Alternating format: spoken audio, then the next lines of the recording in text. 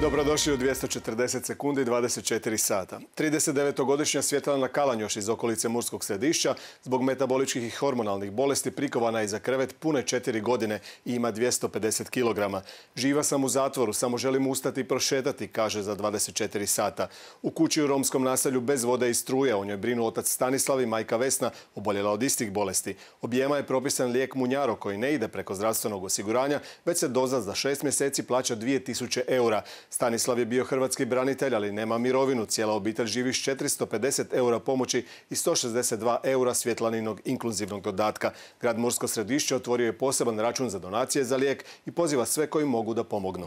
Nije bilo propusta policije u Benkovcu na prosvjedu protiv festivala Nosi se, utvrdio je stručni tim MUP-a. Nedeljko Agenda za 24 sata kaže da ne želi reći ništa o tome što Mukči pjeva pjesme Arkanove udovice, a sin na harmonici svira hitove Miroslava Ilića. Trojica Ukrajinaca pala u Dubrovniku, glumili da su istražitelji pa tražili 1,3 milijuna eura za pomoć. Zetov autobus pokušao je ukrasti nepoznati napadač na Savskom mostu, napao vozača koji ga je u tome spriječio skupa s jednim građaninom. Podignuta optužnica protiv bivših suradnika Slavka Linića, Šegona i Kralja od Mamića tražili pola milijuna eura da mu preko veze srede suđenje. Bivšem ministru Berošu konkurencija kirurzi iz Dubrave i Srebra prijavio se na natječaj za neurokirurga u Vinogradskoj. Najmanje 20 ljudi, od kojih 5 novinara, poginulo u izraelskom napadu na bolnicu u Khan Yunisu. Netanjahu izrazio žaljenje. Zajedničku listu novih diplomata s predsjednikom najavio je ministar Gordan Grlić-Radman na godišnjoj konferenciji veleposlanika. Za izjavu da je Jadran i njemački kaže da je doslovno shvaćaju oni koji su ograničeni. Thompsonov bazen je opasan za stanare, utvrdilo je vještačenje vlasnika stanova koji se spore s pjevačem. Njegov odvjetnik Marko Višić za 24 sata kaže da je to irelevantno jer sudsko nije provedeno. 500 bicikala u sustavu javnih bicikala Bajs na 40 lokacija predstavljeno u Zagrebu. 50 centi stoji pola sata korištenja, mjesečna pretplata je 5, a godišnja 30 eura.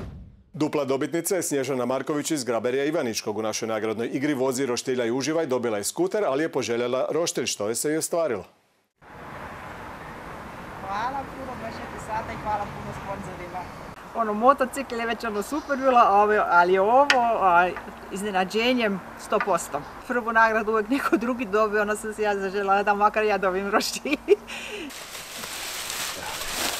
Mislim da je još unutra.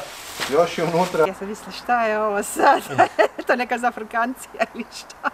Vidjeli smo izjavu gospođe Snježane da je željela osvojiti Grill King Kamado roštilj, da je uprava Lonci i Poklopci odlučila da ispuni neostvarenu želju. 100.000 eura prihoda lani je imala tvrtka Alterela, influencerica Ele Dvornik, ali je svejedno u blokadi kao i obrt Cruella. Lani je ugasila firmu Manija koju je imala s bivšim suprugom. Zvijezda kumova Nika Barišić slomila nogu u Dubrovniku, zbog toga su odgođene izvedbe predstave Rulet.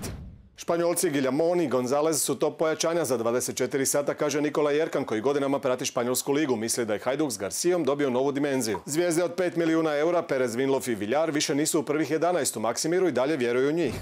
O slučaju Thompsonove terase ponovno s Ivanom Pađićem. Ivane, što znači ova posljednja vještačenja? Njih su naručili stanari kojima je Thompsonova terasa krov na koji nemaju pristup i služit će u sporu koji trenutačno vode, ali ključno vještačenje će biti ono koje naruči sud. Dobro, kako je došlo do toga da krov postane terasa s bazenom?